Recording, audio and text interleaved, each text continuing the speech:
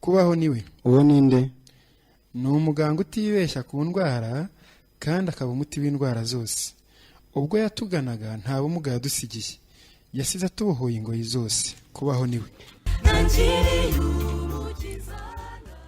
Reka tuguhe ikaze uteze amatwi radiyo ubuntu butangaje, tuguhe ikaze mu kiganiro kubaho niwe, aho tugiye gukomeza tuganira ku ijambo ry'Imana, ari we Yesu Kristo, nk'uko igitabo kimwe mu biboneka muri iyi si byabashije kumuvugaho bibitubwira. Igitabo turiho ngira ngo bamwe mu bakomeje kubana natwe barakizi, ni ibyahishuwe. Rero uyu munsi uri kumwe na mwene so kandi musangiye ubugingo muri Kristo, Habagusenga Gilbert, ariko sindi jyenyine. Na Habyarimana Jean Bosco. Uraho Habyarima? Urakomeye. Ariko ngo so nta kwanga kwita neza koko.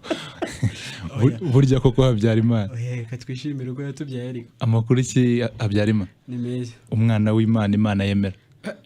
Byonyine. Ni byiza cyane. Rero dutangire dusuhuza abantu. Tangiye dusuhuza abantu, ngiye ku giti cyanjye by'umwihariko hari abantu nyine ubwo tutari duherukanye nkumbuye. Hari abantu nkumbuye cyane babarizwa ahantu mu mayaga, ahantu i Busoro. Ni nakure. Ni kure cyane. Sinzi, hari umugabo bita Yotamu haba w'Igicumba, ni umugabo umba ku mutima cyane kuko ni umugabo nasanze mu by'ukuri urebye nta bushobozi afite bwo kubasha kujya kwirukanka mu matsinda aho abantu baba biga, ariko ni umugabo wantangaje uburyo rwose ihishurwa ry'umwuka w'Imana ryamugezeho, yambereye ukuri ko gusobanukirwa nuko burya nta muntu uzigisha umuntu ngo menye Imana, ahubwo abantu bose bazigishwa n'Imana. Ndamushuhuje cyane. Reka nanjye nkwibwirire. Hari ukuntu mbere ubutumwa bwiza bukivuga twaravugaga tuti abantu batageze mu ishuri hari ukuntu batabyumva, ariko naje gusanga bagezemo nibo bantu batabyumva habe nabuze. Ibyo bintu ni ukuri. Kuri ibyo bintu rero reka nisubiriza abantu narindi kumwe nabo mu cyumweru gishizeho mu Ruhengeri. Abandi bo ku Ntenyo cyane bakerema bakerema ku Ntenyo hariya kundeza, turabashuhuje cyane n'abera bateranirayo. Bahera bose, ariko reka tubasuhuze. Dusuhuza abantu bo mu mpande mu byerekezo bine byose by'u Rwanda kuko bose baratwumva. Ntabera rwose muri Kristo, baba abatinze bari mu kabari, baba n'abageze mu rugo abadukurikira. Hari ukuntu rero burya iyo baho amugani mu bigoroba nk'ibi ngibi hari abantu baba bagorobereje mu kabari bitewe no kumva yuko banejejwe no gukora ibyo, bakigumira iyo, mbabajwe nuko nta kanya bafite ubuwenda kubasha kutwumva. Oya nibataha batwumve. Reka rero tujye mu cyigisho cyacu. Nibwira ko byari ibitabo bibiri. Cya mbere cyari cya Daniel, ni ibyitwa ubuhanuzi, n'iki gitabo ibyahishuriwe Yohana. Ni ibyahishuriwe Yohana ariko hahishuwe ibyandi. Ni iki kintu tubishe kwiga, hari ikindi kintu tuziganiriramo. Reka tubwire abantu ko icyo turi gukora ubu niba nabyita gukarishya ubwenge.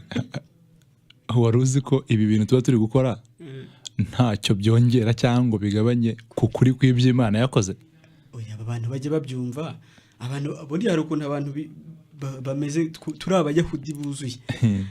Kristo niwe wababwiye ngo mushakire ubugingo mu byanditswe. Burya abantu benshi bazi ko wenda bizi isomo cyangwa bakumva ibyanditswe cyane, baba bafite ubugingo bizamutse. Oya, hari n'ukuntu y'abantu bumva usobanura ibyanditswe bavuga ati mbega ariko nk'akana kaburiya yahahihe koko. Oya, nk'akanaka buriya ati uwaduha mwuka wuzuye muri kanaka natwe reka da.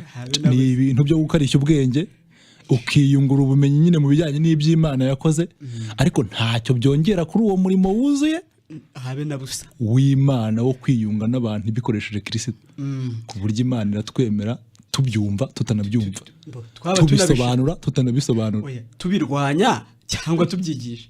Hari n'abantu bari gudukurikirana bashaka ngo bumve mbese ahantu bazazitega bavuga bati abantu bigisha bya bindi noneho bahabeshye cyane. Abyarima nibashaka badukurikirana batyo. Ni umunezero cyane kuvumbura ko ubugingo dufite muri Kristo nta kintu kimwe kibasha kubihindura. Reka dushime Imana. Reka ariko mbere yo kugira ngo twinjire icyigisho cy'uyu munsi, reka duse nk'abavuga gakeya ku kintu cyitwa ubuhanuzi. Kenshi nkunze gukoresha ijambo ngo kuki abantu bita ubuhanuzi.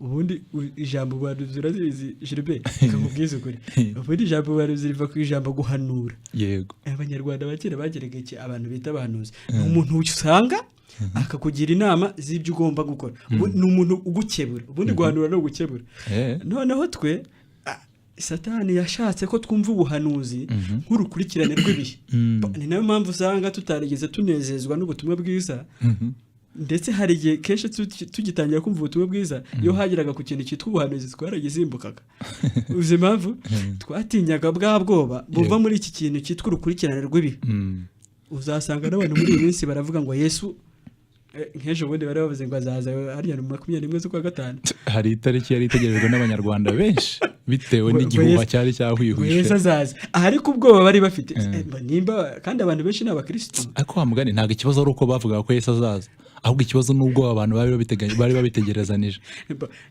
bamwita inshuti yabo ariko ubwoba batinya inshuti yabo ni ikikwereka ko atari inshuti yabo reka rero tuvuge kuri iki kintu cyitwa ubuhanuzi ko kitari urukurikirane rw'ibihe n'amateka Kristo niwe babajije ahari iryo somo ntago ndi kurira vuba baramubaza bateri ko mwigisha ti rwose ingoma yawe izaza ryari tubwire arabwira ati ikimenyetso cyo kuza ku kizabanza kuza muri Matayo 24 wenda bahazi baraza kuduha iryo somo mbese bari kuhakurikirana vuba arabasubiza ati si ibyanyu mbese kumenya ibi si ibyanyu ati ndetse n'umwana w'intama nawe ntabyo rwose noneho wibwira ko Imana ubwo uzi ikintu bari bakoze bashakaga kumenya iby'Imana idashaka ko bamenya gusa ukuntu Bibiliya ivuga ngo ubu nibwo bugingo buhoraho ko bakumenya bakamenya n'uwo watumye ari we Yesu Kristo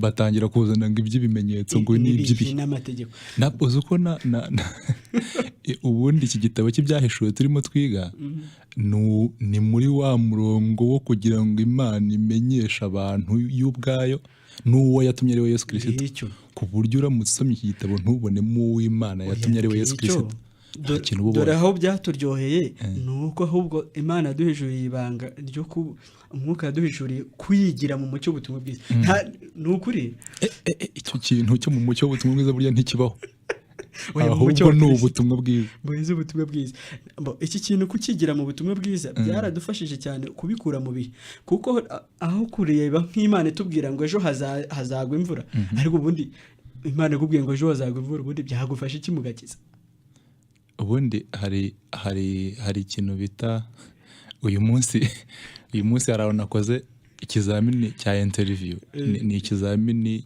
kiba ari icya kabiri kugira ngo ubashe kuba wabona akazi ni muri serivisi y'ibyo bita meteorology ni iby'iteganyagihe ni ibintu by'iteganyagihe ubundi bo icyo babereyeho ni ugukusanya amakuru yafasha gukora iteganyabihe noneho ayo makuru akaba yakwifashishwa mu igenamigambi ry'ibikorwa bitandukanye niba ari abahinzi bakamenyeshwa igihe cy'imvura n'igihe cy'izuba niba ari ugutuma abantu bahunga ibiza bakamenyeshwa igihe ibirunga bizarukira wenda n'igihe imvura nyinshi iteye ikibazo izazira niba ari ugutuma abantu wenda indege ziguruka mu bihe byiza bakabimenya abashora imari bakazishora bakurikije uko ibihe biteganya none se Imana yaba yaratanze ubuhanuzi mu buryo bw'iteganyagihe habe nabuze ahubwo kuko bigenze bityo naba nsabwa gufata ingamba kuko twabyiga cyane ni meteorology nyine Imana twaba tuyirangije uzi se Imana iramutse yaratanze ubuhanuzi kugira ngo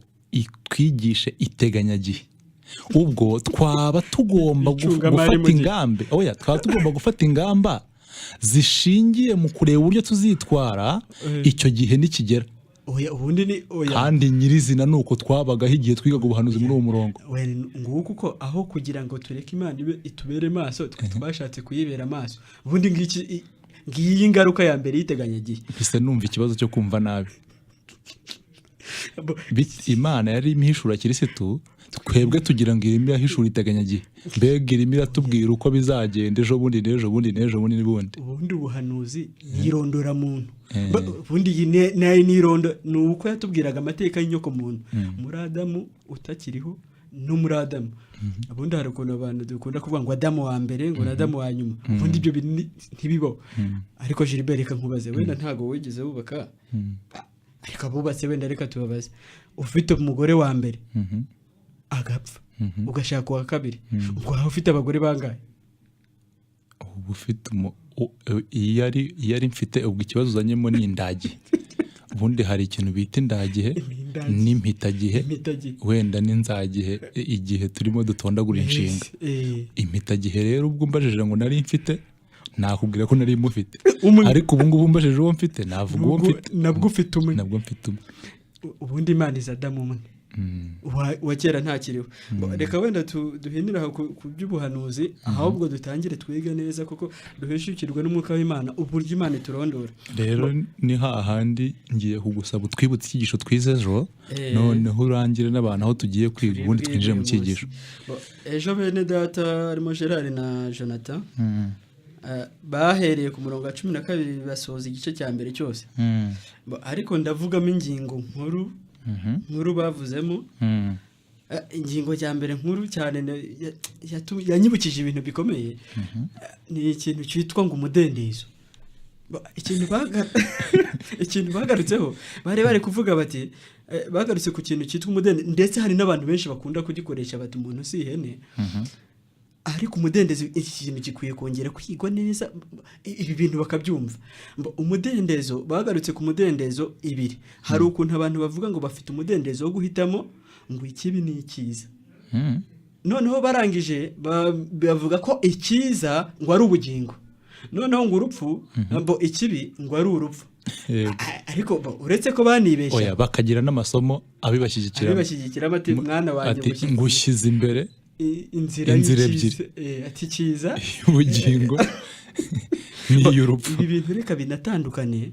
Inzira y'icyiza n'ikibi si inzira y'ubugingo n'iy'urupfu, ahubwo byose ni inzira y'urupfu. Oya nuko Imana yabyubashye ngo igiti cy'ubwenge n'iki. Reka dufate nk'urugero nk'inzu.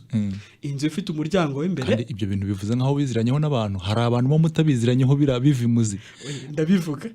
Mbega utandukanye kuba inzira y'icyiza n'iy'ikibi wabihuza nuko wenda kimwe ari ubugingo ikindi kikaba urupfu. Bibiliya ivuga yuko icyiza n'ikibi izo nzira nyine ebyiri byose ari urupfu. Oya ubundi ibyo bintu nibyo. Isobanure kuko hari abantu bo mutabiziranyeho. Reka nguhe urugero. Urabona inzu? Yego. Hari ukuntu inzu bifite umuryango w'imbere, abantu bacamo imbere bagenda n'umuryango w'inyuma. Yego. Ujya mu gikoni nk'urugero. Mbega urugo rw'umuntu ari nk'inyubako za kera mu gikari no kwiremba. Abantu barabyumva. Ariko ndagira ngo abantu bumve nubwo iyi miryango itarebana.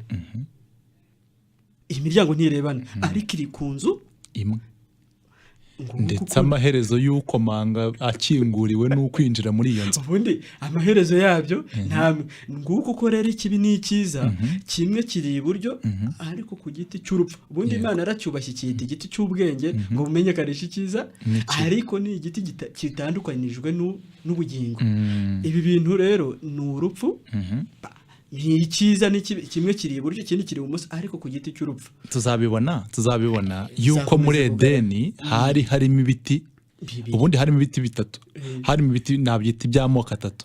Hari ibiti byo mu bwoko bw'igiti cyose cyera imbuto ziribwa. Ibyo byari ibiti biri ukwabyo bikabasha gukoreshwa mu buryo bwo kurya. Noneho ariko habagaho n'igiti cy'ubugingo ubwacyo gusa. Hakabaho n'igiti kimenyekanisha icyiza n'ikibi. Noneho igiti cy'ubugingo igiti cyera imbuto ziribwa, mbega ibiti icyo ari cyo cyera imbuto ziribwa bagombaga kukijyaho uko bashaka.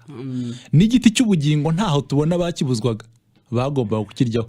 Ariko igiti cy'ibyiza cy'ubumenyi bwo gutandukanya icyiza n'ikibi cyari kibujijwe.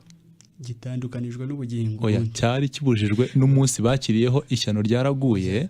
Imana inavuga iti dore umuntu abaye nk'imwe muri twe kuko amenye gutandukanya icyiza n'iki.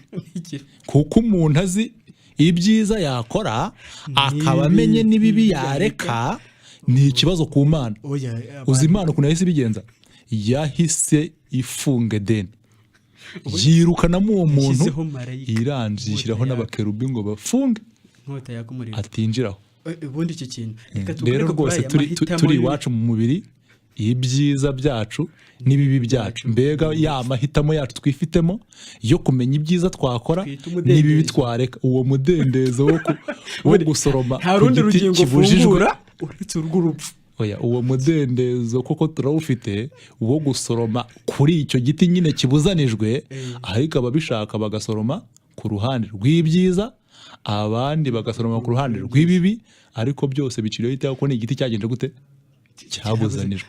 Nari nkoze ikosa, narivuze ngo dufite imfunguzo zifungura umuryango w'urupfu. Reka da, ni ibyumba byo mu rupfu, kuko n'ubundi ubwo twahitagamo iki gihe muri Adamu twahisemo urupfu bwa nyuma. Ngo umudendezo dufite ni uwo gufungura mu cyumba cyo ni ukujya muri salo aho tugomba gukora ibishimwa cyangwa se mu byumba. Ubundi ni uwo mudendezo abantu bashaka bafite.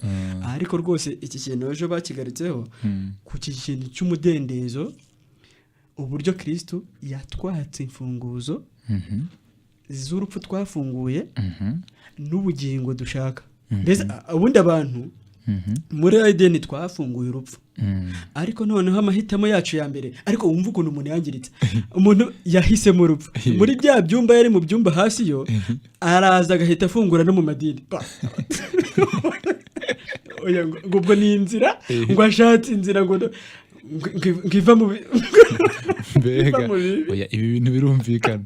Mbega umunyabyaha wahenebereye mu cyaha agahita ajya muri ibyo byaha akigaraguramo agashushanyamo inzira yitwa idini, ngo ni uburyo bwiza bwo amahitamo y'ubugingo, ngo yahisemo ye. Umva, umudendezo wacu uteje ikibazo. Oya, abantu ibintu babivemo. Inzira ya muntu rero ubundi ni ukwizengurukaho. Oya, niyo mpamvu aho bahereye, ariko ubundi ntibahisemo. Ni ukuri igihe bahitiyemo ubugingo have ahubwo niyo mpamvu aho wahereye. Oya, aho twahereye duhita, oya, aho twahereye imyaka namaze mpitamo, buri munsi mpitamo ubugingo.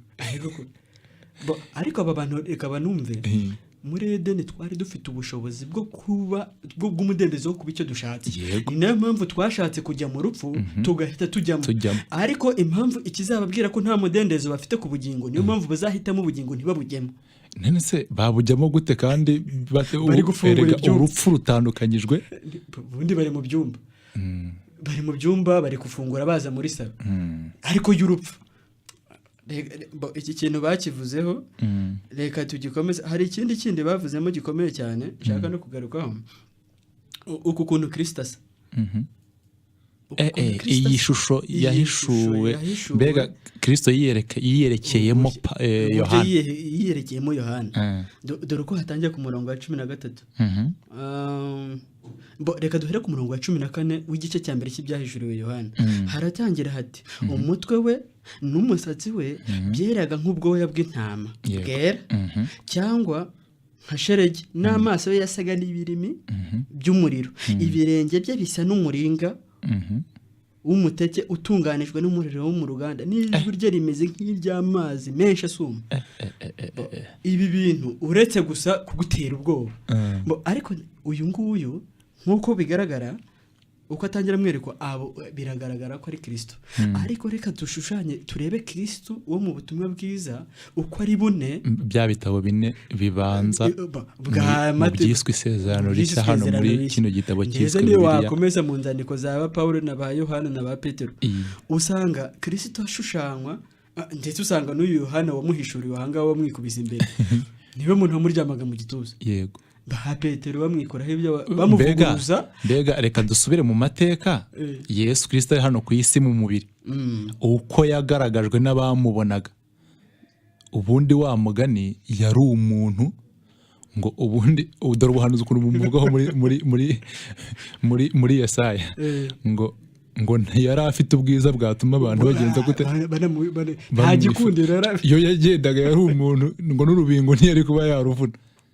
Urumva, abantu bose baramuboneraga ku buryo bajyaga bavuga ngo ni Berizebuli, ngo ni akana k'inshanutsi, ngo ibyo bintu ceceka, yakwikorera igikorwa abwirijwe na Mwuka bagacyaha, ababikoreye bakabacuribuka. Yajyaga akiza abantu induru zikavuga ikibazo kikavuga bagashaka kumufata ngo bamwice n'ibiki byose ariko noneho ikindi nuko yari n'umuntu udateye ubwoba na gato rwose ishusho yari afite muri rusange muri ubwo butumwa bwose bubanziriza ibyahishuwe ni ishusho rwose nk'iyi umwana w'intama utafite inenge ubundi ni nako yakunze yari intama koko yari intama koko oya niko ari njyewe intama ndayizi abatayizi ubwo ntibari bumva ibyo ari byo ariko yari intama koko yari intama pe noneho igitangaje ni uko Yohana yamuryamaga mu gituza amwikubise imbere kandi azi neza ko ari wa wundi rega nawe ukuntu yigaragaje aha ntabwo ariko yagaragaraga mbere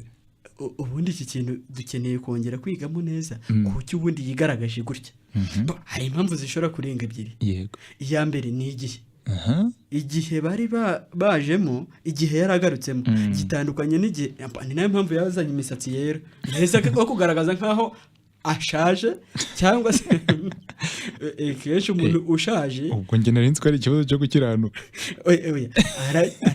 mbese ni ikibazo cy'igihugu arashaje ariko none no kugaragaza ko ibyo bintu atakinyuzwe nabyo icya kabiri ni uko ahubwo imiterere byari byarahindutse ubusanzwe ahari cyangwa se mbere mu idini ya Kiyuda hari uko Imana bayifataga nk'iteye ubwoba ni nako yari iri bayifataga nk'iyi shusho ajemo noneho mu gihe yari ari ku isi yarashyizeho ubundi dini ritari idini mbese byaje kwitwa nyuma Kristo ariko ntabwo yarabishyizeho nk'idini rya Gikristo noneho aza kuza muri iki gihe abonekera Yohana bari bamaze kurema irindi dini mbese kandi irya mbere yazanywe no kurisenya irya mbere yazanywe no kurisenya kuko ryamushushanyaga gutya noneho n'iryo ryitwa ubukristo naryo aragaruka aryereye kuko riri kumushushanya yego ubundi ngiye kuko yatwihishuriye ngo ubundi nguko tumushishanye ubundi hari ukuntu dukomeza kuvuga ngo ni irindi dini tugashaka tukagira abantu dushushanya ngo naba ngaho ngo bamureba nabi ntawe umureba neza mu nyoko muntu oya ntawe oya abantu ntibagire ngo Yesu Kristo afitanye ikibazo n'itsinda oya n'ubwoko bumwe bw'idini burya hari amadini menshi mu isi ariko buri rimwe ryigisha abizera baryo ko Kristo afitanye ikibazo n'irindi ubundi ni icyo kintu uzasanga mu madini nyine haba za nkingi eshatu dukunda kwivugira haba harimo ubusumbane yego burya mu idini mo imbere hagomba kubamo umukuru ibyo ntawe utabizi hagomba nanone bigisha ikintu cyitwa amacakubiri uburyo nyine Kristo yemera abo bonyine abandi bayobye noneho hari ikintu utazi ntabwo avuga ngo yemera twebwe twenyine kuko n'abarimo bwabo ntabwo bemera bose ahubwo bavuga ko kanaka baravuga ati umenya bemera Habyarimana ariko noneho Habyarimana nawe akavuga ati oya umenya yemera Gilbert ati nanjye baza oya bemera umuyobozi wacu mu rwego rwo hejuru twamugera hatireka da bemera wenda nka papa wenda noneho ugasanga amacakubiri ni amacakubiri koko ubundi ikindi inkingi ya gatatu ikomeye n'ubucuruzi reka wenda tujye mu cyigisho cy'uyu munsi turahera ku gice cya kabiri ni icyigisho cyane cyongera kugaruka gitangira kudevelopa ubutumwa cyangwa kuvuga mu magambo arambuye ubutumwa Kristo yarabwiye Yohana yarabwiye ati andika yego usanga yandikira amatorero 7 nta na rimwe akuyemo ariko ibi bintu byitwa amatorero 7 inyenyeri 7 yego abamarayika 7 umwuka 7 amatabaza 7 ibi bintu ni bwoko cyo muri jeri reka rero nkubwire bose ko hari ikintu tugomba kumva neza iki gitabo nyine kibyahishuwe mu by'ukuri gifite uwacyanditse n'igihe yacyandikiye n'ibihe yari arimo n'impamvu y'ubutumwa afite arayivuga n'abo yandikiye arabavuga nyine twarabibonye ni umwanditsi ni Yohana wari Yohana yantumwa yari yanditse ngo yandikiye ahantu bita Patimo yajyanyweyo n'akarengane ahorwa ngo guhamya Kristo guhamya ibya Kristo urumva noneho ikintu tubwirwa gikomeye nuko Kristo yamusanzeyo ntiyite ku kababaro ikintu cyambabaye ikintu cyantangaje nta pole nta kumuha pole ariko ahubwo arangije amwereka no mu ishusho imeze kuri oya ntiyamugemuriye icyo kurya. umuntu yahungabanye sibyo umuntu yahungabanye kandi niwo wazirara, ni wowe ari kuzira none urangije nawe uza mu ishusho ikanganye ahubwo nawe yikubita hasi. Ubundi Yohana ubu yarabaye wande. Noneho ikindi kintu ariko gikomeye nuko nubwo bigaragara yuko Yohana yahungaga atinya abantu babunze mbega bagenza ubugingo bwe, atubwira ko ari mwiyerekwa ngo yarari mu mwuka. Amina. Wenda abagenzi bacu bigishije ngo hari ku munsi w'umwami, sibyo? Mu buryo bw'amateka umunsi w'umwami uragaragazwa, ariko ikintu kizima kirimo hariya kigomba kumvikana neza nuko iri yerekwa, nuko irihishurirwa Yohana yarigize ngo ari hehe? Ari mu mwuka. Ni ku munsi w'umwami, kandi ku munsi w'umwami. Ubundi mu mwuka ku munsi w'umwami, mu munsi ni ku munsi w'umwami. Noneho rero uretse gatoya hari ukuntu buriya abantu bagiye bagatinda mukuru kw'iby'amateka ngo ku munsi w'umwami ngo ni dimanche, ngo ku munsi w'umwami ngo ni samedi, ngo ku munsi w'umwami ngo ni vendredi, ariko bibagirwa ko Yesu Kristo watwibwirira yuko ngo uyu munsi ni wumva ijwi ryanjye ntiwinangire iki? Oya ngo itoranye undi munsi ari uyu munsi. Noneho Yesu akavuga ngo Aburahamu yabonye umunsi wanjye bagenza gute? Ubundi umunsi w'umwami ni umunsi Aburahamu yari. Subiza. Ngo Aburahamu yarebye umunsi wanjye maze agenda gute? Umugabo rero bita Yohana ashakirijwe n'ababunza n'abashaka kwica umubiri, yibereye Patimo yarahunze. Nawe ku munsi w'umwami sha kandi mu mwuka. Oya ku munsi w'umwami kandi mu mwuka babyarimo. Reka ibintu rwose reka bijye byumvikana. Reka rero nkubwire ntabwo ibintu ari bwere ko ari ibyina, ni ibintu koko byo ku munsi w'umwami. Uzi ko ari bwerekwe n'ubundi ari bwere, mbega Yesu Kristo araza akamwihishurira ubwe nta n'ikindi kintu ari bwerekwe Kristo. Noneho rero ikintu tugomba kumva neza kandi kiryoshye ni ukuvumbura yuko mu kwiyerekana kwa Kristo yiyerekana nk'ukuri kw'itorero. Reka nze nkubwire iki kintu wenda n'abantu badakurikiye iki kintu nicyo bazabonamo rwose. Izi nzandiko twagiye tuziga mu buryo bw'amateka, ari nayo mpamvu abantu bakunda amateka, bayakunda kuba ariko ibiganiro by'amateka kuri uzi impamvu se nuko ari ibintu bihuye n'ubugingo karande. Ni ibintu bundi iwacu mu mubiri tuhakunda, ni ibintu bawumva binyuze ubwenge.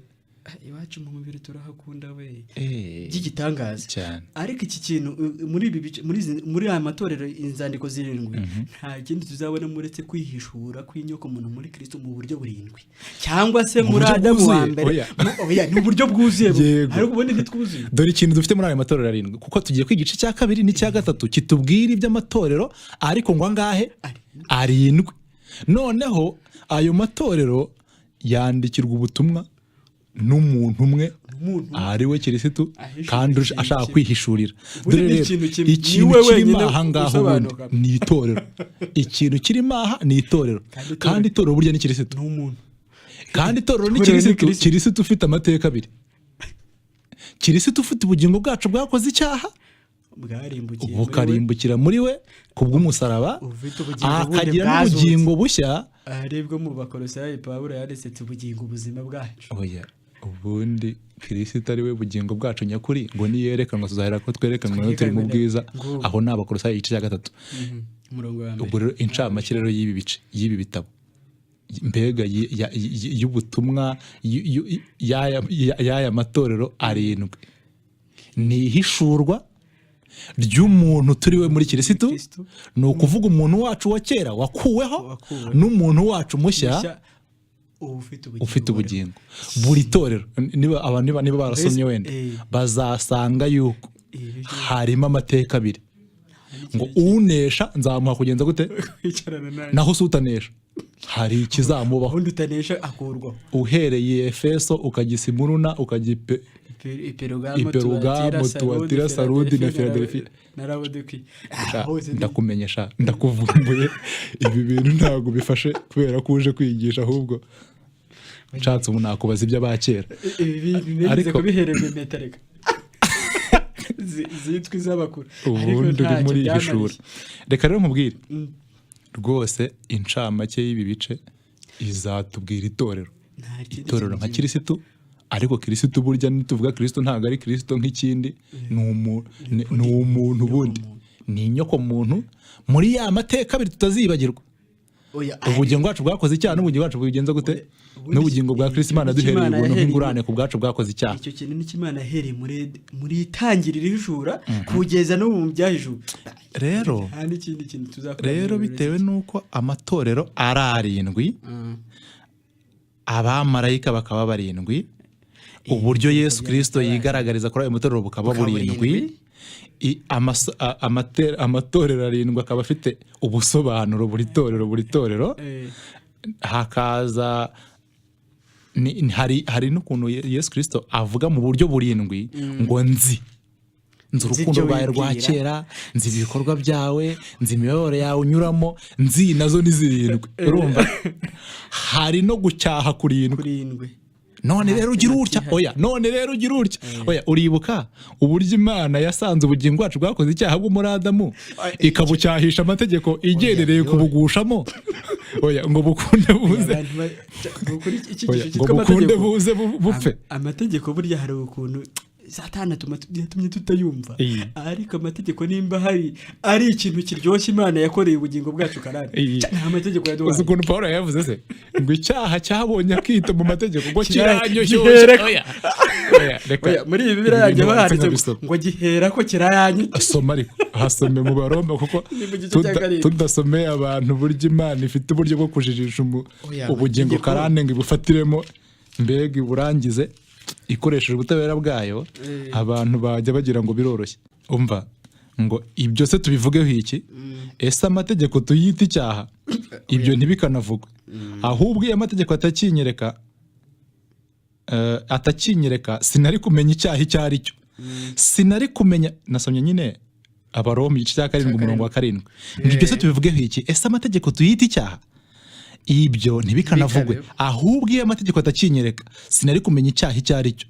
Sinari kumenya irari iyo hataba itegeko rivuga ngo ntukifuze ibyo abandi batunze.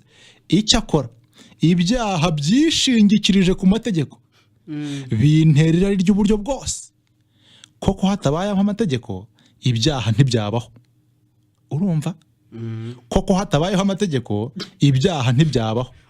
Kera ntaramenya icyitwa itegeko nari muzima, ariko haje amategeko y'ibyaha birampagurukana, bityo ndapfa. Amabwiriza y'Imana yaragenewe kuzana ubugingo, jyewe yanzaniye urupfu. Bityo ibyaha byishingikirije kuri ayo mabwiriza birancuka, bibona urwaho, biranyica. Dore uburyo bw'Imana ubundi bwo kugira ngo umunyabyaha afatwe mpiri, mbega afatirwe mu cyaha nyirizina, narangiza agibweho n'ubutabera nyine buhana icyaha, ari rwo rupfu rw'iteka ryose. N'ubu nta mategeko.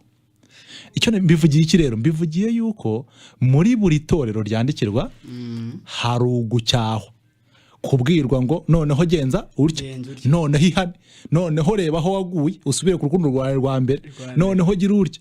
Ariko kandi ngo nibitagenda bityo uzakabona nzagukuraho. Efeso ngo itabaza ndarijyana. Oya ni hose oya hagiye hari ingaruka ubundi ziza igihe byanze. Ingaruka rero zabayeho ku bugingo bwacu karande bunaniwe gukurikiza amategeko nuko twapfuye. Ariko iherezo noneho ry'ubugingo bwacu bwo muri Kristo bwumviye Imana by'igitangaza kandi mu buryo bunonosoye. Nubundi ngunesha nzamuha kurya ku mbuto z'iki. Oya ngibyo. Ubundi abantu bibuke neza yuko Yesu Kristo avuga ati ninjye mu muzabibu kuri mu byahishuwe muri Yohana 15. Yohana 15 tigiye muzabibu kuri namwe muri iki? Ngo data niwe nyiri umuzabibu unawugenza gute? Uwuhingira. Ubundi Bibiliya ntabwo ivuga yuko muri urwo ruzabibu Imana ishyiramo abakozi. Ahubwo ngo niyo ubwayo igenza gute? Iruhingira. Ndagira ngo nsome ino mirongo kuko itwumvisha neza iherezo. Itwumvisha neza nyine ari amateka birari muri Kristo n'iherezo rya buri mateka. Yusomye Yohana nyine 15 abantu bumve neza ko ari ibintu bizadufasha kumva kino gice ngo nijye muzabibu kuri kandi data niwe nyirawo uwuhingira. Ntagashyiramo abakozi.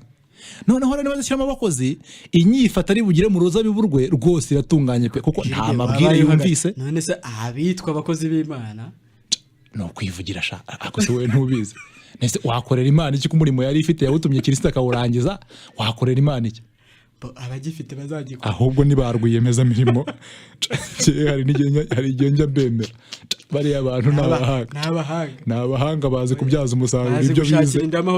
Ubu nanjye ndi gushaka kwiyemeza imirimo nkabyaza umusaruro ibyo nize, ariko bari abagabo buriya n'abahanga cyane bazi kubyaza umusaruro ibyo bize. Akuze imyaka yabo bata mu byo bita theology, warangiza ukavuga ngo baviremo aho akomba kugucura ko bita umucongo paka kandi bakagira icyo babona. Umva rero ati nige muzabibu ukuri kandi data ni wuhingira, ishami ryose ryo kuri geritera arivanaho. Wumvise ko muri Kristo harimo ishami ritagenza gute ritera, noneho iherezo ryaje ngo nirihe ngo data agenza gute arivanaho. Yesu Kristo yari ataravuga iby'urupfu rwe, nuko nta kanya mfite. Tuba tuvuze muri Matayo igice cya 3 ibyo bintu nibyo umuntu bita Yohana umubatiza yeretswe mu Matayo igice cya 3:11 aravuga ati ku murongo wa 10 ati dore intore zigize ku gishyitsi ibitsi byose ibishyitsi byose atazabitema bajugunye mu muriro waka. Uziko atari ugutemera igiti hejuru ndi ku gishyitsi neza. Ariko rero none amaherezo rero nabiri ishami ryose ryo kuri je ritera arivanaho, na hiryera ryose rero ararikaragira ngo ribe risukuye rirushaho kurumbuka. Isarudi umva se Isarudi nuko bimeze, Ifiladelfiya nuko bimeze, Ituwatira nuko bimeze, Iperugamo nuko bimeze, Efeso nuko bimeze. Hari amateka abiri. Mbega ubu ngubu rero tubwira abantu yuko ibyo tugiye kwiga bitazajya hanze ya Kristo ahubwo ni muri Kristo. Ariko sinzi wenda babyize cyane mu mateka, wenda reka nkubwire uko nabyize mu bya kera. Dore ko twavugaga abantu kugira ngo bumve ko ibyo bintu rwose ariko reka nkwereke ntacyo biri bidufashe. Ejo uzatuzanira abakera twiga ibishya, ahubwo kubera yuko ikigendero ahangaha hari itorero, ndagira ngo dufate akanya k'iminota mikeya dushigaje, sibyo?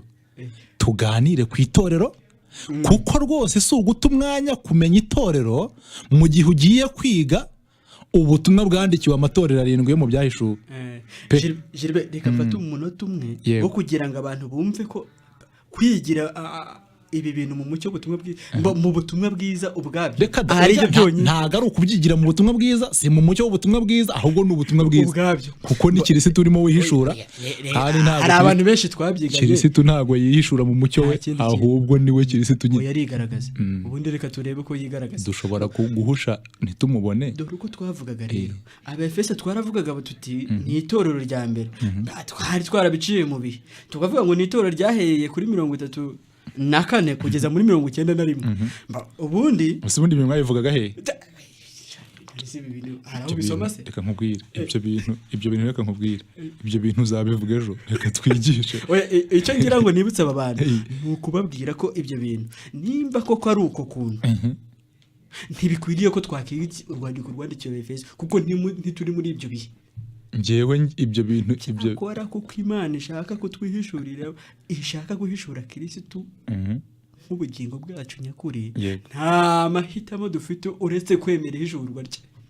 Ubundi reka nkubwire ibyo bintu byo kubara imyaka uyivana muri kangahe ukageza muri kangahe, njye ntago nayibaza Yohana, kuko Yohana ko yabayeho muri za 90 na kangahe ko yari yapfuye nyuma ya Kristo. Ubundi ubwo wazana ute kumbwira yuko azaza kumbwira neza iby'amateka azabaho muri 300, kandi hari abanyamateka bari bahari bananditse bakoresheje ubuvanganzo bwabo. Nkeneye amateka nabaza b'historiye. Njye natega indege nkajya gukora urugendo shuri rwo kwiga nyine amasite turisitike aba muri biriya bice byabayemo aya mateka azwi. Utu duce turahari, ku buryo hari n'abantu b'abahanga mu by'amateka nyine bazobereye mu kunonosora no kugaragaza uko ibintu byagendaga icyo gihe. Rero rwose umugabo nka Yohana ntago nakwirirwa mutaho umwanya ambwira iby'amateka. Oya, nta nubwo Imana rwose imwandikiye kugira ngo atubwire ntago rwose icyo kintu nicyo twahereye hari tuvuga ubuhanuzi. Ntago rwose Imana ishishikajwe no kuvuga ngo muri 500 ngo muri 200 ngo bizabe ibyo ntacyo bimaze. Ubundi mu ikarishya bwenge Imana ikeneye kuduha, kuko naryo ni ikarishya bwenge ntacyo byongera ku bugingo bwacu bwo muri Kristo, ntago ikeneye kutubwira iby'amateka nuko ibintu byagenze. Ibyo umuntu ajya kubyigira mu ishuri, ibihezi ni byacu. ahubwo icyitwa ihishurirwa no kutwereka Kristo Gusa n'icyo apfana n'itorero rye, dore ko ari nawe ubwe inyoko muntu muri we. Mbega n'amateka abiri, ayacu yakuyeho muri Adamu nayo muri Kristo nyine, n'ubugingo bw'Imana yaduhaye muri Kristo nk'ingurane ku rwo bwacu bwari bwamaze gukurwaho. Reka twivugire kuri ibyo kuko ntabwo twajya mu matorero tutazi abantu itorero, badukurikiye, hari n'ubwa itorero, mbere twumve neza. Hari n'ukuntu twavuze ngo ni umuntu umwe, tukavuga ngo itorero abafite ahantu basengera n'ababasengesha n'ahantu batura, none twaragize tukarengera ngo itorero nk'umuntu umwe. Ibi bintu ubundi biva, reka tubiganireho kugira ngo harimo banadukurikiye. Turimo tuganira, ndagira ngo twibutse abantu yuko wari umugambi w'Imana guhera kera kose, yuko n'ubundi igira itorero. Mbega igira, iyo usomye mu Efeso, ndagira ngo usimbukire mu Efeso udusomere, reka da urabanza usomere igice cya mbere kugira ngo werekane icyari ku mutima w'Imana guhera kera kose. Oya, reka masomo. Efeso igice cya mbere uhere ku murongo 3. Ndahareba dore nahageze. Imana y'umwami wacu Yesu Kristo ariyo na se ishimirwa iki? Kuko yaduhereye muri Kristo imigisha yose y'umwuka yo mu ijuru, nk'uko yadutoranyije muri w'isi itararemwa, kugira ngo tubabera tutariho umugayo imbere yayo. Iki rero, iki ngiki ubundi nicyo kigaragaza neza ko Imana itigeze itungurwa n'ibyo ikora ibihe byose, kuko ngo yadutoranyirije muri we istaragenza gute? Itararemwa. Kandi umuntu yaremwe ku munsi wa 7 wa 6 nyuma y'uko isi banje kugenza gute? Kuremwa byose. N'ibiriho byose bimaze kuzura.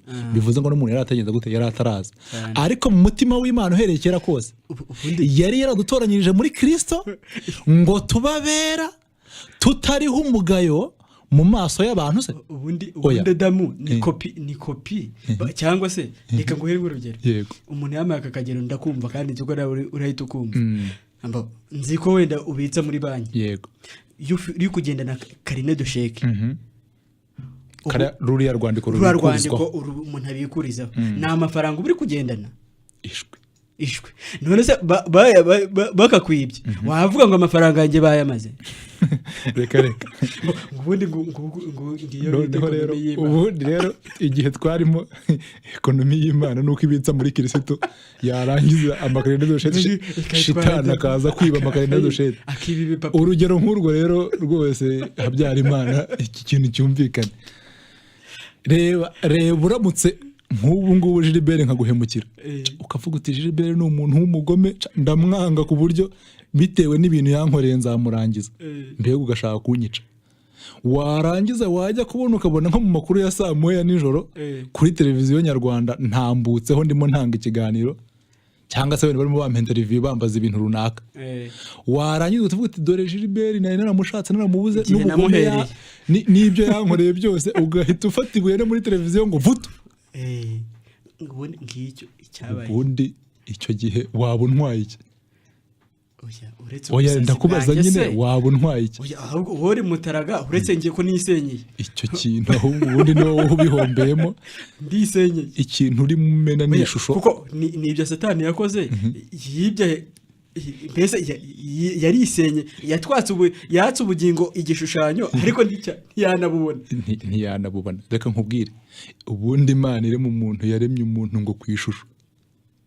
Kiriya kintu cyari ishusho rwose, ku buryo twebwe turi ibintu by'amashusho. Shitani rero yatubonye n'urwango yatwanga muri Kristo, ahita avuga ati jewe mwigize hino iyo shusho nkwereke. Ishusho nyahuranye atera ibuye. Urumva araducumuza ngo ubwo yewe ngo aragikoze ye. Imana nibwira ko binyuze mu kuba yarize ukuri kumurenza, nibwira ko rwose ubundi yagombye kuba yarasetse. Ikibazo Imana yigeze igira, yagombye kuba yarasetse. Ntabwo Imana yigeze igira ikibazo cyo kuvuga ngo umuntu aracumuye kubera ko yari yadutoranyije muri Kristo, isi itaragenza gute? itararemwa ngo tubabera tutariho umugayo mu maso yayo. Umuvande mu by'ukunda kuvuga ati mbega Satani barabumuswa.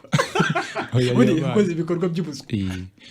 Noneho rero ari ukuntu utashobora kubyumva. Uzi ko yisenyeye ariko ese iherezo rya shitani urarize? Ntazongera kuba ukundi marayika w'umucyo. Oya, ntazongera gusangira ubugingo. Ni nk'iby'igishushanyo yamenye. Byarajyanye. Ariko noneho rero icyo twashobora kugaragaza ni uko ku mutima w'Imana uherekera kose hariho itorero, ngo idutoranyiriza muri we itararemwa kugira ngo tubabera tutariho umugayo mu maso y'iki. Soma umurongo wa 10 w'icyo gice wumve neza ko ndi kuhareba. Hera ku wa 9 haranditse ngo itumenyesha ubwiru itumenyesha. Ahangaha ngo itumenyesheje sinzaho yawe itumenyesheje ubwiru. Ngaho hera ku wa 8 twumva ngo ubwo yadushanye. Hera ku wa 7 unyihanganire. Niyo waduhesheje gucungurwa ku maraso ye. Uwo ni Yesu uvuga.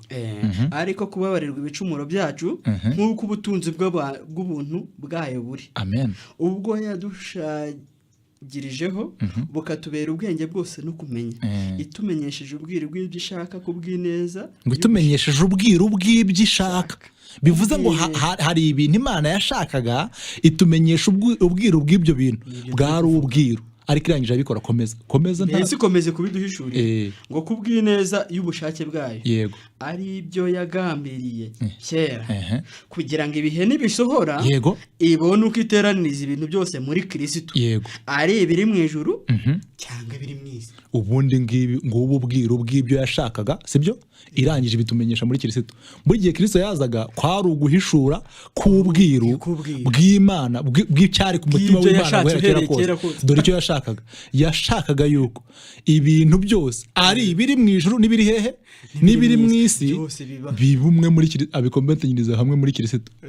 Rero hari abantu batekereza ko mu isi nk'ibishushanyo Imana yarabanje isi twarayibonye. Isi ni umuntu sibyo, noneho kandi mu ijuru naho icyari gihari n'ubugingo bwa Kristo. Ibi ni by'ibintu Imana Imana yabashaka kubumbira hamwe. Noneho rero usanga neza yuko Yesu Kristo ari mu isi n'ubundi hari ukuntu burya uko ababayeho mu isezerano rya kera ndetse n'intumwa n'ababakurikiye natwe bariho none imisobanukirwa yacu cyangwa se kujya gushyikira ukuri kw'ijambo ry'Imana biba bimeze nk'umuntu w'impumyi urimo ufata ku nzovu sibyo. Noneho buri wese akajya avuga aho afashe. Ufashe ku matonzi ati mbega ati Kristo ameze arabumbabumbye. Ufashe ku kaguru afite ikinono gikanda cyane. Ufashe ku murizo ati mbega Yesu Kristo ni mugari cyane ku buryo nta muntu wigeze ubaho mu baremwe wabashije kumushyikira mu kuzura kwe. Nubwo umugambi w'Imana wo kuduhishurira ubwiru bw'ibyo ishaka yabirangije muri Kristo. Amina. Yarabirangije. Ariko buri wese ameze nk'ufata ku gice gito, buri wese akajyana ibyo akagurukana ibyo. Ariko Kristo ni mugari birenze uko tubasha kubitekereza. Ndahamya n'ineza y'Imana ko muka w'Imana hari kugira ngo twishurire muri uku kuri kose. Mbese ngo atuyobore mu kuri kose. Ubundi umuntu bita Petero, umuntu bita Yohana umubatiza, burya yahishuriwe Kristo amubona nka ntama w'Imana ukuraho ibyaha by'abari hehe by'abari mu isi. Intumwa zakurikiyeho ba Petero uribuka muri urabuka mu gice cya 16 cya Matayo. Yesu Kristo ababaza ati abantu bagira ngo umwana w'umuntu ndinde. Muri bwa buryo bwo kubwira yuko nyine buri wese agenda avuga ati amusobanura aho yafasha akavugaho. Hari abavuze bati bagira ngo Eliya, abandi nguri Yeremiya, abandi nguri wa muhanuzi, abandi nguri ibintu byinshi cyane. Yesu arabahindukira ati none se mwebwe ubundi mugira ngo ndinde. Gerayo mu gice cya 16 nyine cya Matayo. Noneho bavuze ati mugira ngo ndinde, ngira ngo bose barashubije ariko basubiza n'ubundi buri wese asubiza aho afashe. Uwo bita Petero nawe arahaguruka ahita avuga ati burya umwana w'umuntu uri Kristo, umwana w'Imana igenza gute w'Imana ihoraho. Urumva Yesu Kristo yabanze kubayishurira yuko icyambere kibanza ubundi n'umwana w'umuntu. Burya yarimo ahishura ubumuntu bwe cyane. Ariko aranavuga ati ubundi hari undi ndi we rero nawe mugomba guhishurirwa. Mukeneye kumenya. ngo ubundi batubwira ko neza ko ibyo Petero yavuze atabyibwiye ahubwo ngo ni Mwuka wamubwiye. Icyo yamubwiye ngo aramubwiye ngo noneho ngo uwo mwana w'umuntu ubihishuriye ko ari umwana w'umuntu burya ni na Kristo umwana w'Imana igenza gute ihoraho. Usibye kuba rero yari umwana w'umuntu ubumuntu bwacu akaba n'umwana w'Imana ihoraho yari na Kristo. Ubundi Kristo bisobanuye Mesiya, ubundi byarisobanuye uwasizwe ariko asigiye gucungura inyoko muntu. Bivuze ngo ubumuntu bwe n'ubumana bwe na misiyo ye yo gucungura inyoko muntu irahishurwa uwo munsi.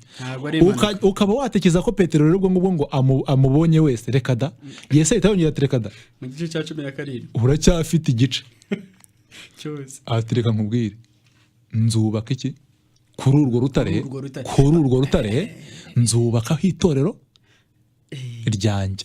Bivuze ngo nubwo n'amarembo y'ikuzimu ntazarinyeganyeza ashobora kurinyeganyeza. Abantu benshi rero kubera ko ndabizi ko hari ikintu ushobora kuvuga ngo kuri urwo rutare ni Petero ntiyitwa urutare yitwa ibuye kuko Peter bivuga Petros, urutare rwavuzwe hariya ni Petra. Kristo yaravuye mu ijuru kugira ngo yubake inyoko muntu ku muntu. Ariko se wowe ibintu byashoboka ko abantu nabo bajye babyumva rwose kwaba ari ukubaka ku musenyi. Icyo nashaka kuvuga ni ikirere, icyo nashaka kuvuga nuko byatangiye Kristo yihishura nk'umwana w'umuntu ubumuntu bwe. Noneho ijuru naryo rihita ryongeraho ritirekada ntago ari umwana w'umuntu gusa ahubwo n'umwana w'Imana ihoraho. Ubumana bwe buhitenze bugenza gute buragaragazwa. Wiswe Kristo mu kigiki. Noneho kandi ni na Kristo bisobanuye ngo misiyo ye ni yo gucungura inyoko muntu. Yesu atirekada ntago bihagije. Ubwo mubonye umutwe haracyabura n'umubiri, haracyabura n'igihimba. Ahita avuga ati kuri urwo rutare nzubakaho iki niho nzubaka itorero ryanjye. Ubundi hishurirwa aho kaho ryarimo rigenda ryiyongera ariko ni hahandi ni inzovu buri wese afata ahafashe niho abazi. Petero agira ngo arabyumvise ariko yuruje kumubona umusanga akora iby'ubugoryi oya nubundi nyuma mu byakozwe nk'iki cya 10 maramubwira oya ibintu nuko wenda nabyo tuzagira kandi ko kuzabyiga ariko ibintu bakoze birakabije bakoze byinshi bikabije mu gice cya 10 cy'ibyakozwe n'intumwa. Usanga Petero Imana imuhishurira yuko Imana imuhishurira iby'itorero nyine Imana yamaze kubaka rifiramo n'abanyamahanga nabo nta n'umwe usigaye arikangagira ubwo. Imana imanura ngo igiteto kiriho inyamaswa zose ariko zizira iziguruka n'izikururinda. Ararahira ati reka kuva naho njyewe Petero sinshobora reka sinigeze n'ikizira kuva nabaho. Imana itari koze Petero igihe naguhishuriye yuko njyewe nubaka itorero ryanjye kandi n'amarembo y'ikuzimu atarinyeganyeza kandi kwicyo navugaga ari inyoko muntu yose muri rusange. Ubwo wowe utangiye kuzana ngo izizira n'izitazira. Yumvaga nk'urukwavu ruraho kuko yumvaga rwanyeganyeza kuko utari oya. Ikibazo yagize ni ugufata ngo ibintu Imana yejeje ngo akabigira iki akabihindura ibizi bagurye. Ubundi icyo kintu cy'amadini yose yakoze afata bari hanze yabo bose akabita ibizira. Noneho rero tumaze gufata icyo kintu mu mutwe itorero ry'Imana ni iki kandi rigizwe n'abandi. Ubundi busanzwe ntago twavuga itorero ry'Imana nk'umubiri umutwe twawumvishe ko ari Kristo. Hano muri iki gice cya 17 akomeza muri Matayo igice cya 17 ahanga maze ari kuri uyu musozi noneho Imana yakoze ikintu gitangaje. None abishushira bagirana Mose na Eliya baraza ariko ba Petero na Yohana na Yakobo baravuga bati reka mwami rero reka twubako tuzaha ngaha duca ingando bakizana icyo kintu yigezayo ijuru rirabakingiriza. Ariko ntiryabakingirije gusa ahubwo n'ijwi ryaravuze riti nguyu umwana ryahise mbega ryavuze icyo rishaka nguyu umwana wanjye nkunda nkamwishimira. Nyarukira mu Efeso igice cya 5 ku murongo wa rega nge ndashaka itorero winjyana ahandi ndashaka kunyereka itorero kuko bigaragaye neza yuko mwihishurirwa inyoko umuntu ikeneye ni ukubona Kristo nk'umwana w'umuntu bakamubona nk'umwana w'Imana ihoraho bakanamubona nka Kristo nibyo koko nk'umucunguzi ariko bakanabona n'itorero agiye kubaka kandi yubaka ku rutare ku buryo n'amarembo y'ikuzimu atarinyeganyeza. Reka hanga tubivuge mu gitabo cy'Abefeso niho byanyisobanukiye cyane. mu gitabo cy'Abefeso igice cya 5 iminota ndabona iri kuducika. Ahangaha aravuga ngo bagore guhera ku murongo wa 22 igice cya 5 ngo bagore mugandukira abagabo banyu nk'uko mugandukira umwami wacu kuko umugabo ari we mutwe w'umugore nk'uko Kristo ari we mutwe w'itorero ari ryo mubiri we.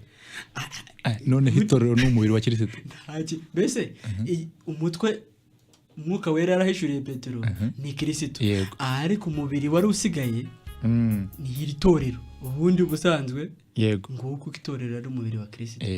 Ariko kandi birikana tubwira neza yuko ubundi ngo bagabo mukunda abagore banyu nkuko Kristo yakunze itorero akagenza gute ubundi niba Kristo yaritangiye itorero ubundi tubona ko Kristo yitangiye nde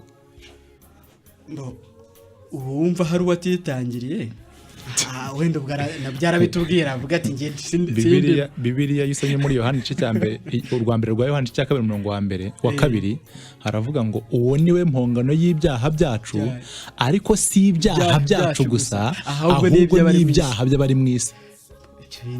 Wasoma mu rwa Timoteyo igice cya 4 ku murongo wa 32 naho nuko ahati ahubwo ati Yesu ni umukiza yego w'abantu bose ariko cyane babize ariko bahera ku bantu bose. Noneho niyo usomye mu rwambere rw'Abikorinto urwaka rw'Abikorinto cya 5 umurongo wa 19 usanga Imana yari iri muri Kristo Yesu ubwo yiyungaga n'abari mu isi ubwo yiyungaga n'abari he n'abari mu isi.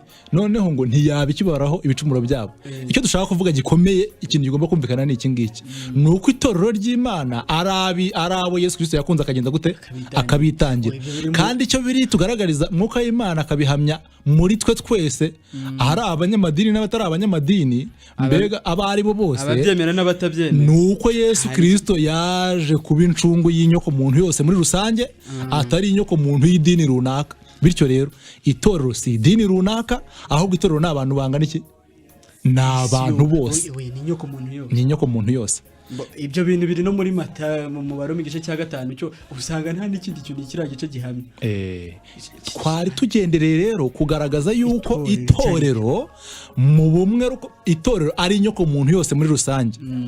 Rero ahangaha muri kino gice cya 2 n'icya 3 turi kubona ubutumwa bwandikirwa amatorero angahe 7 karindwi ni umubare wuzuye bivuze ngo ni ya nyoko muntu yose muri rusange irimo igezwaho ubu butumwa kandi yinyako muntu muri Kristo Yesu nk'amateka abiri amateka yacu yakoze icyaha acirwaho iteka n'amateka yacu muri Kristo nk'ubugingo bushya Imana yatanze muri Kristo Yesu. Ejo rero tuzatangira twinjire mu itorero rya mbere ryitwa Efeso n'ibyaryo kandi ntabwo tuzabona ikindi kitari nyine umuntu n'ibyo apfa n'ibyo yakoze bigomba kumwicisha noneho n'iby'Imana yakoze bigomba kumukiza. Ubu ni Kristo tuzabona. Ndabona Kasiyana arimo yakomeza kutwereka ngo hasigaye iminota 4 kandi itanasaga ubwo reka tuyikoreshe tuganira n'abantu kuko n'ubundi ntago uwo muntu yaterura ikindi kintu ngo kirangire iminota ni mikeya. Ubwo rero ejo niho tuzinjira mu cyigisho nyirizina icyo tubonye no itorero ari abantu bose muri rusange nk'ukuri kwaryo. Yego noneho kandi amatorero arimo yandikirwa hano akaba ari 7 kikaba ari umubare wuzuye bityo bikaba birenguriza ku nyoko muntu muri rusange mu buryo tuzabinonosoramo ejo n'indi misakurikira. Numvamo ikindi kintu ubundi buryo itorero ubona kopi yaryo si amadini. Bundi hari ukuntu tuzi ko amadini ngo ari igishushanyo ngo cy'itorero riri muri Kristo. Oya igishushanyo cy'itorero riri muri Kristo ni muri Adamu hamwe. Oya niwe twari kopi. Ibyo bintu reka ndarinzi ko wabyumvise guhera kare. Reka tubabwire ko abashaka kugira icyo kuvugana natwe barakoresha umurongo wa telefone 1051 1051 naho abandi ku butumwa bugufi ubuntu butangaje. Alo oui ndekukumva yego ubutumwa bwose bwakunze cyane nitwa Karitesa muri Ngenda mu murenge wa Ngiruka. Yego ubwo butumwa mu gihugu bukunze cyane buratunyura cyane. Urakoze cyane nawe ujye ubwira abandi. tukaba turi kubabwira. ese Bibiliya butamuruke. hari ibintu tuzasoma muri byahishuwe bivuga ngo umukwe n'umugeni barahamagara bati ngwino, ngo uwumva nawe nahamagare ngo ngwino. Ntimugire uwo muheza muri ibi birori rwose. Ubutumwa bugufi ushobora kugira 072 7 7 45 26 072 77 45 26. Jiri buriya butumwa ariko Ubuntu butangaje ala? Mwiriwe neza. Musankwe Damascene ndi mu murenge wa Karangazi. Yego. Dukomeje kuryoherwa n'ubutumwa mutugezaho. Yego Samuel. Amakuru Karangazi. Karangazi kwa turaho kabisa tubakurikira turi benshi. Oya rwose ni byiza cyane, mukomeze kunezezwa nuko Kristo yihishuye kandi akihishura ku mwuzuro we ukwangana ko ku buryo rwose Yohana yabitwandikiye ngo natwe uyu munsi tubyumve.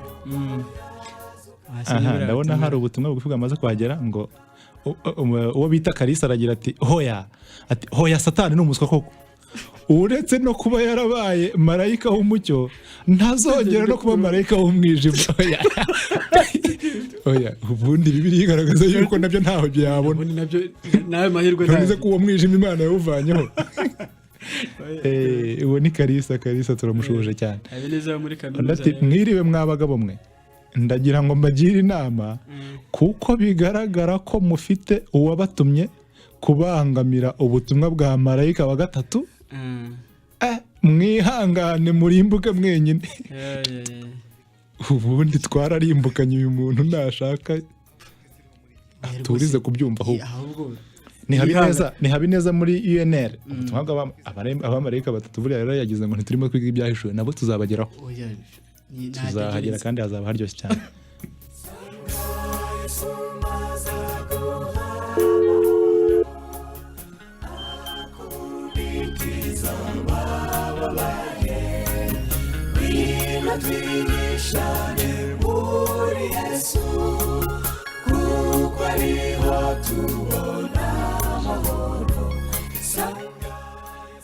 Iminota rero tugendanye, ibyo twari dufite kuvuga uyu munsi ngira ngo ni nibi ngibi, ni nabyo umwuka w'Imana ashimye ko bitambuka.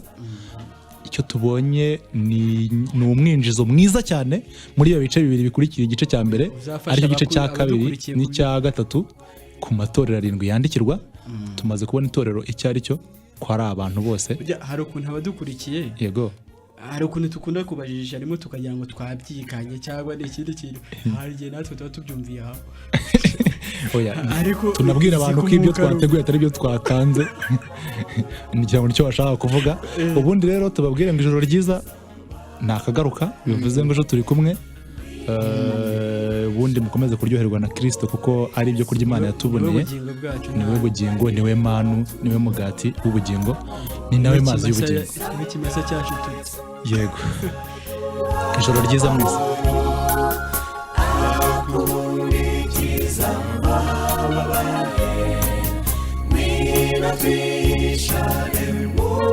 Yesu,